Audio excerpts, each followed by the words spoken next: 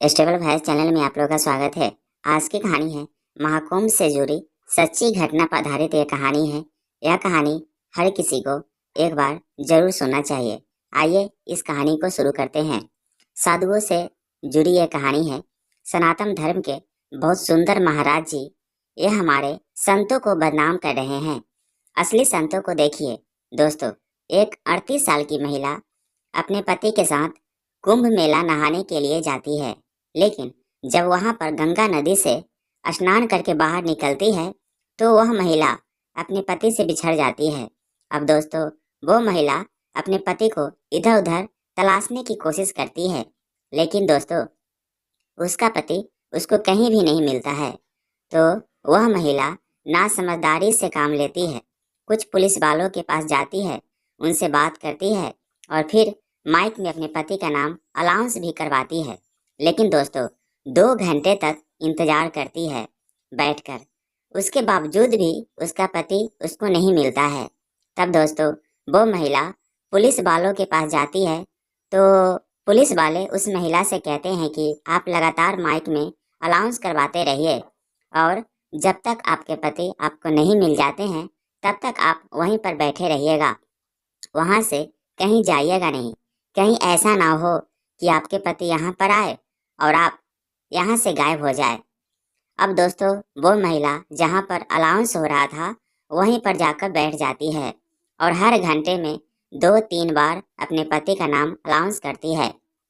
और इस तरीके से जब शाम हो जाती है तो दोस्तों उसका पति है उसको मिलता ही नहीं है, जिस वजह से वो महिला बहुत बार रोने लगती है, बिलखने लगती है, चिल्ला चिल्ला कर रोने लगती है। दोस्तों उस महिला का नाम रिंकी होता है और उसकी उम्र 38 साल के आसपास होती है और उसके पति का नाम राजू यादव होता है, जिसकी उम्र लगभग 45 साल के आसपास होती है। दोस्तों यह दोनों पति और पत्नी बिहार के दरभंगा जिले के रहने वाले हैं और बड़े शौक से कुंभ मेला में स्नान करने के लिए आए थे, बड़ी श्रद्धा से आए थे। लेकिन दोस्तों जब शाम होती है और जब उस महिला को उसका पति नहीं मिल पाता है तो दोस्तों वो महिला फुट फुट कर रोने लगती है, क्योंकि दोस्तों उसके पास ना तो पैसे थे, ना तो मोबाइल था, ना तो कपड़े थे। क्योंकि दोस्तों उसका सारा पैसा, सारा मोबाइल जो भी था वो सब कुछ उसके पति के पास था, उसका पति अपने पास रखा था। और दोस्तों जब वो महिला नहाने के लिए जा रही थी तो उसका पति उससे बोला था कि पहले तुम जाकर नहा कर आओ, मैं सारे सामान का देखरेख करता हूँ और जब तुम नहा कर आओगी उसके बाद मैं नहाने के लिए जाऊँगा, तो तुम इन सारा सामान का देखरेख करना। लेकिन दोस्तों इसी चक्कर में वो महिला गुम हो जाती है और उसके पति को पता भी नहीं चलता है। अब दोस्तों मैं एक चीज़ आप लोग को बता दूं कि नहाने में अक्सर यही होता है कि जहाँ पर 1-1.5 लाख लोग नहाएंगे, इतने सारे लोग नहाएंगे, तो उसमें पता नहीं चलता है। अगर हम सामान यहाँ पर रख के और 500 मीटर 100 मीटर के अंदर जा रहे हैं नहाने, तो नहा के जब निकलता है इंसान तो रास्ता भटक जाता है कि इसको इस रास्ते में जाना है कि उस रास्ते में जाना है। किसी को पता ही नहीं चलता है कि हमारे घर वाले किधर खड़े हैं। और दोस्तों यही घटना उस महिला के साथ हो जाता है। लेकिन दोस्तों जब शाम के 7 बज जाते हैं तो दोस्तों उस महिला को बहुत ठंडी लगने लगती है, क्योंकि दोस्तों भींगे हुए कपड़े में वो नहाकर निकलती थी। तभी से उसका पति उससे लापता हो गया था, उसको मिल नहीं रहा था और वह अपने पति को बहुत ढूंढने की कोशिश की थी, लेकिन नहीं मिल रही थी। दोस्तों भींगे हुए कपड़े में बैठकर वहाँ पर इंतजार करती है, लेकिन जब शाम के 7 बज जाते हैं तो उसको कोई रास्ता नज़र नहीं आता है। तो वो महिला एक साधु महात्मा के तंबू में जाकर बैठ जाती है और दोस्तों वहाँ पर आग जल रही थी, तो ठंडी उसको लग रही थी, तो बैठकर वहाँ पर आग तापने लगती है। तभी दोस्तों वहाँ जो साधु बाबा बैठे हुए थे उस महिला से पूछते हैं कि आपके साथ क्या हुआ है, आप इतना परेशान क्यों हैं, क्यों रो रही है। तब दोस्तों महिला अपनी पूरी कहानी उन साधु बाबा को बता देती है कि इस तरीके से हमारे पति गुम हो गए हैं। तो दोस्तों वो साधु बाबा उससे कहते हैं कि आप चिंता मत करिए, आपके पति बस आ ही रहे हैं, रास्ते में है। मुझे ऐसा लग रहा है कि 1-2 मिनट के अंदर आपके पति आपको मिल जाएंगे, आपको पति से आपकी मुलाकात हो जाएगी। अब दोस्तों जब वो महिला उन साधु की इस बात को सुनती है तो उनके ऊपर विश्वास कर लेती है। तभी दोस्तों थोड़ी देर बाद वो साधु बाबा उससे बातचीत करते करते कह देते हैं कि अभी तक आपका कोई बच्चा पैदा नहीं हुआ है। अब दोस्तों वह महिला थी, जब उन साधु बाबा को यह बात कहते हुए सुनती है तो एकदम से चौंक जाती है और कहती है कि बाबा, यह बात आपको कैसे पता है? आप सही कह रहे हैं, मेरा कोई बच्चा पैदा नहीं हुआ है। डॉक्टर हमको बोल रहे थे कि मैं अब जीवन में कभी बच्चा पैदा नहीं कर सकती हूँ, मेरे ही अंदर कुछ कमी है। तब दोस्तों वो साधु बाबा उस महिला से कहते हैं कि मेरे पास इसका उपाय है, तुम्हारा बच्चा हो जाएगा। अब दोस्तों जब वह महिला सुनती है तो जो पढ़ी लिखी नहीं थी तो उसकी खुशी का कोई ठिकाना नहीं होता है। कुछ देर के लिए वो भूल जाती है कि वो कुंभ मेले में आई है और उसका पति इस मेले में खो गया है। अब दोस्तों वो महिला हाथ जोड़कर उन साधु बाबा के पैरों में गिर जाती है और उनसे कहती है कि बाबा, मैं बच्चे के लिए बहुत तड़प चुकी हूँ, बहुत तड़प रही हूँ। हमारे गांव के एक साधु बाबा बोले थे कि कुंभ मेला लगा है, जाकर स्नान कर लो, शायद तुम्हारे जो दुख है, तुम्हारी जो इच्छाएं हैं वो पूरी हो जाएगी। इसलिए मैं अपने पति को लेकर यहाँ पर आई थी, लेकिन यहाँ आने के बाद मुझे आपसे मुलाकात हो जाएगी, यह तो मुझे पता ही नहीं था। और आप मेरे बारे में इस तरीके से सब कुछ अचानक से जान जाएंगे, यह भी मैं कभी नहीं सोची थी। दोस्तों वो महिला हाथ जोड़कर उन साधु बाबा से कहने लगती है कि बाबा बताइए, मुझे बच्चा पैदा करने के लिए क्या करना पड़ेगा। तब दोस्तों वो साधु बाबा उसको एक सेब खाने के लिए देते हैं और उनसे कहते हैं कि ये सेब खा लो और यहीं पर लेट जाओ, कुछ देर में सब कुछ ठीक हो जाएगा। अब दोस्तों वो महिला जो थी वो ज़्यादा पढ़ी लिखी नहीं थी, ज़्यादा जानकार भी नहीं थी, और वो महिला उन साधु बाबा के बात को मान जाती है और जो सेब देते हैं उसको खा लेती है। और जैसे ही वो खाती है ना तो बेहोश हालत में उन्हीं के तंबू में सो जाती है। अब दोस्तों जब वो महिला सो जाती है तो दोस्तों वो साधु बाबा ना अपने तंबू के दरवाज़ा जो त्रिपाल है उसको बंद करते हैं और फिर उस महिला के साथ ऐसी ऐसी गंदी हरकतें कर लेते हैं जिसके बारे में आप लोग सोच भी नहीं सकते हैं। लेकिन दोस्तों उस महिला को 5 घंटे बाद जब थोड़ा सा होश आता है तो दोस्तों वो महिला, वो साधु बाबा ना फिर से उसको एक सेब खिलाते हैं तो वो महिला फिर से नशे की हालत में चूर हो जाती है और उन्हीं के तंबू में पड़ी रहती है, वहीं पर सो जाती है।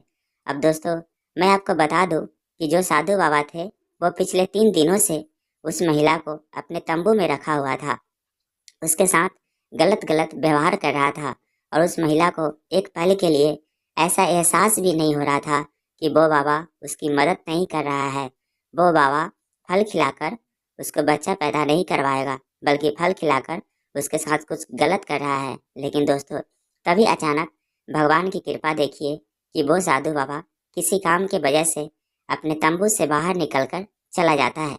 तभी दोस्तों अचानक एक रिपोर्टर की नज़र उस महिला पर पड़ जाती है। जब वो रिपोर्टर उस महिला को उस बाबा के तंबू में सोया हुआ देखता है तो उसको शंका हो जाता है कि हो ना हो यह महिला यह बाबा के तंबू में क्यों सोई हुई है। अब दोस्तों वो रिपोर्टर उस महिला के पास जाता है और जब उसको उठाने की कोशिश करता है तो दोस्तों तो उसको पता चलता है कि वो महिला पूरे तरीके से नशे की हालत में चूर है, उसको होश नहीं है। अब दोस्तों वो रिपोर्टर 3-4 पुलिस वालों को तुरंत वहां पर बुलाता है और सारा मामला समझ जाता है। और पुलिस वाले जब उस महिला को उठाने की कोशिश करते हैं तो महिला उठती है और जब पुलिस वाले उससे पूछताछ करते हैं कि आप यहाँ पर क्या कर रही है, किसके साथ यहाँ पर सोई हुई है, तो दोस्तों वो महिला बताती है कि हमारे साथ यहाँ पर एक बाबा बैठे हुए थे, उन्हीं के साथ मैं यहाँ पर पूजा पाठ कर रही थी।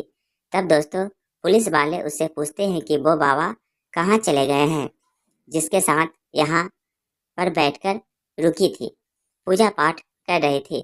तब दोस्तों वो महिला बताती है कि अभी तो यहाँ पर मेरे साथ बैठे हुए थे, सोए हुए थे, अभी वो बाहर चले गए हैं।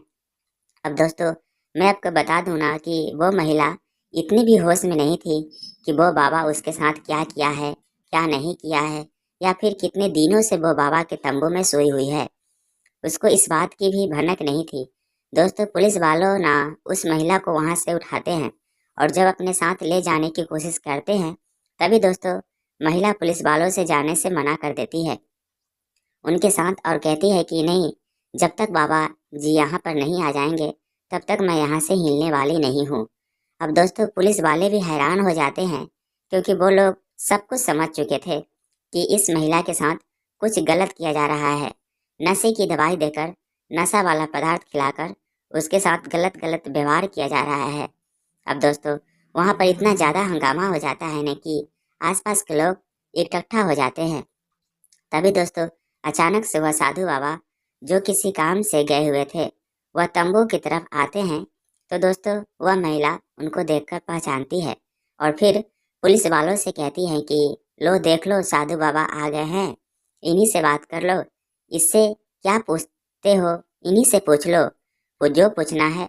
अब दोस्तों जब वो साधु बाबा पुलिस वालों को अपने तंबू से में देखते हैं, इतने सारे लोगों को देखते हैं, तो दोस्तों वो एकदम से चौंक जाते हैं और वहां से साइड हटकर भागने की कोशिश करने लगते हैं। लेकिन दोस्तों जब पुलिस वालों की नज़र उस साधु बाबा पर पड़ जाती है तो दौड़कर साधु बाबा को पकड़ लिया जाता है और जब उनसे पूछताछ किया जाता है तो दोस्तों कुछ ऐसे ऐसे घटना के बारे में जानकारी मिलती है, खुलासा होता है, जिसके बारे में आप लोग सोचना तो दूर, कुछ भी मतलब आप लोग यह मान ही नहीं सकते हैं कि वो बाबा ऐसा भी कर सकता है। दोस्तों वो पुलिस वाले जब उनसे पूछताछ करते हैं तो वहाँ पर खुलासा यह होता है कि जो साधु बाबा थे वो जयपुर के रहने वाले थे और वो कोई साधु बाबा नहीं थे, बल्कि वो एक पुलिस मुस्लिम थे। और दोस्तों साधु बाबा के भेष बनाकर पैसा कमाने के लिए कुंभ मेले में आए हुए थे। और दोस्तों आप लोग तो जानते ही हैं कि जैसे ही कुंभ मेला स्टार्ट हुआ है तो लोग पैसा कमाने का तरह तरह का धंधा बना लिए हैं। कोई चाय बेच रहा है, कोई टीका लगा रहा है, टीका लगा के पैसा कमा रहा है। अब ये लोग की धारणा बन गई है कि 2-3 महीने तक कुंभ मेला रहेगा तो इसमें इतना पैसा कमा लिया जाए कि 1-1.5 करोड़ रुपए, 50 लाख, 10-20 लाख, इनकी मानसिकता बन चुकी है कि इतना तो हमको मेला में कमा ही लेंगे, चाहे कुछ भी क्यों ना करना पड़े।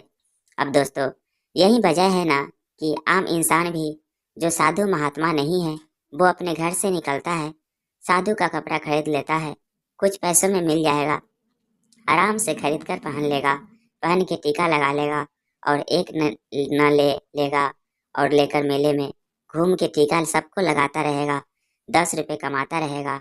अगर वो रोज का कई हजार कमा रहा है तो सोचिए कितना वो कमाए। दोस्तों इसी मानसिकता की वजह से बहुत सारे लोग कुंभ मेला के अंदर आए हैं और अपना भेष बदलकर इस तरीके का काम कर रहे हैं। अब दोस्तों जब इस तरीके से जब पूरे मामले का वहाँ पर खुलासा हो जाता है तो दोस्तों पुलिस वाले और वहाँ की जनता उन साधु बाबा की इतनी पिटाई करती है।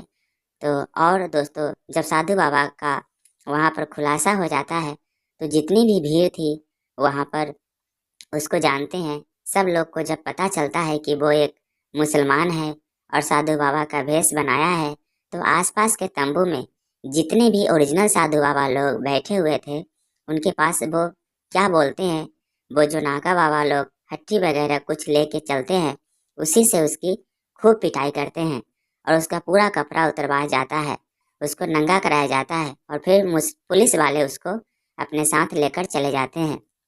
फिलहाल दोस्तों अभी यह देखना बाकी है कि पुलिस वाले उस ढोंगी बाबा के साथ क्या कार्रवाई करते हैं, उसके ऊपर क्या कार्रवाई होती है। हालांकि दोस्तों उसको बाबा भी कहना सही नहीं है, यह मेरे लिए बहुत बुरा है क्योंकि जो साधु है ही नहीं उसको साधु का दर्जा देना बहुत गलत बात है। क्योंकि दोस्तों वो तो एक मुसलमान था और साधु का भेष बनाकर कुंभ मेला में पैसा कमाने के लिए आया था, पैसा बटोरने के लिए आया था। और दोस्तों एक चीज़ मैं आप लोगों को बता दूं कि कुंभ मेले में 70% लोग अच्छे होते हैं और 30% लोग बुरे होते हैं। क्योंकि जो लोग साधु महात्मा के भेष में आते हैं ना, ज़्यादातर लोग लूटपाट करने के लिए आते हैं, पैसा कमाने के लिए आते हैं। और दोस्तों जो साधु महात्मा लोग अच्छे होते हैं ना, वो महिला से कुछ नहीं बनाकर दूरी बनाकर रखते हैं, इनफैक्ट महिलाओं से बातचीत तक नहीं करते हैं। और दोस्तों कल की न्यूज़ है, एक 10 साल की बच्ची को एक अघोरी बाबा था, बैठाकर अपने साथ रखा था कई हफ्तों से और कह रहा था कि ये बच्ची मेरे पास रहेगी जिंदगी भर। इसके माता पिता हमको दान करके चले गए हैं। लेकिन जब उस बच्चे से पूछताछ किया जाता है और उस बाबा का जब खुलासा किया जाता है तो पता चलता है कि वो बाबा नशीला पदार्थ खिलाकर उस बच्ची को अपने साथ रखा था और वो बच्ची इतनी नशे में थी कि सब कुछ सही सही नहीं बता पा रही थी। हालांकि जब 4-5 रिपोर्टर लग उससे बातचीत करने लगते हैं तो वो बच्ची अपना बयान बदलने लगती है, क्योंकि वो बच्ची खुद होश में नहीं थी तो सही सही बयान कैसे दे पाएगी। और दोस्तों, इस तरीके की हरकत ना कुंभ मेला में एक नहीं बल्कि हजारों लोग करने वाले हैं। इसीलिए दोस्तों, आप लोगों से हाथ जोड़कर विनती है कि अगर आप लोग कुंभ मेला में नहाने के लिए जाते हैं तो आप लोग अपने परिवार के साथ अच्छे से रहिए, सबको एक साथ रखिए। और एक चीज़ मैं आप लोग को बताता हूँ, आप लोग कुछ ऐसा कर लीजिए हाथ में कि सब लोग एक साथ रहे, बिछड़े ना। क्योंकि दोस्तों, अगर कोई बिछड़ जाएगा तो मिलने में बहुत ज़्यादा टाइम लग जाएगा, कई घंटे लग सकते हैं, कई दिन लग सकते हैं। और भी हो सकता है कि छोटे छोटे बच्चे अगर मेला में बिछड़ जाएंगे तो उनके साथ क्या क्या हो जाएगा, यह बात आपको भी नहीं पता चलेगा। और यह भी हो सकता है कि वो बच्चे इस दुनिया से गायब भी हो जाएं, कहाँ चले जाएंगे, आपको ज़िंदगी में कभी मिलेंगे नहीं। क्योंकि दोस्तों, इतने साधु महात्मा गौरी बाबा लोग हैं ना, कि जो देखने में तो साधु महात्मा लगते हैं लेकिन दोस्तों वो है नहीं। और जब वो सब बच्चों को उठाकर लेकर जाएंगे तो उनके साथ क्या करेंगे, उनको बेचेंगे कि रखेंगे, यह तो भगवान ही जानते हैं। इसीलिए दोस्तों, आप लोगों से हाथ जोड़कर विनती है कि आप लोग जानते हैं कुंभ मेला में तो अच्छे से अपने परिवार को रखिए। और एक चीज़ मैं आप लोग को बता दूं कि कुंभ मेला में जाना ही है तो जब मेला ख़त्म हो जाएगा, अंतिम चरण पे होगा, तब आप लोग जाइएगा और स्नान करके आइएगा। क्योंकि दोस्तों, यह कोई ज़रूरी नहीं है कि कुंभ मेला में पहले दिन ही स्नान करेंगे तभी हमको फल मिलेगा। अगर लास्ट दिन भी स्नान करेंगे तो पानी वहीं रहेगा, गंगा जी वहीं रहेंगे, पवित्रता वहीं रहेगी, मान सम्मान वहीं रहेगा। इसलिए आप लोग लास्ट में जाइए और कुंभ मेला में स्नान करके आइए। फिलहाल दोस्तों, आज के इस वीडियो में इतना ही। इस बाबा में और इस महिला के बारे में, इसके सब कर्तव्य के बारे में आप लोग क्या कहना चाहेंगे, आप लोग हमें कमेंट बॉक्स में बताइएगा। फिलहाल पुलिस वाले इस बाबा को गिरफ्तार करके लेकर चले गए हैं और उस महिला को भी छोड़ दिया गया है। और उस बच्ची भी रिपोर्टर के माध्यम से उस गार्जियन तक, उसके माता पिता तक पहुंच चुके हैं। और उस महाकुंभ में साधु महात्मा के बारे में और इस कहानी के बारे में आपका क्या राय है, कमेंट करके ज़रूर बताइएगा। और आप इस चैनल पे नए हैं तो कृपया इसे लाइक शेयर और सब्सक्राइब कर लीजिए। Thank you.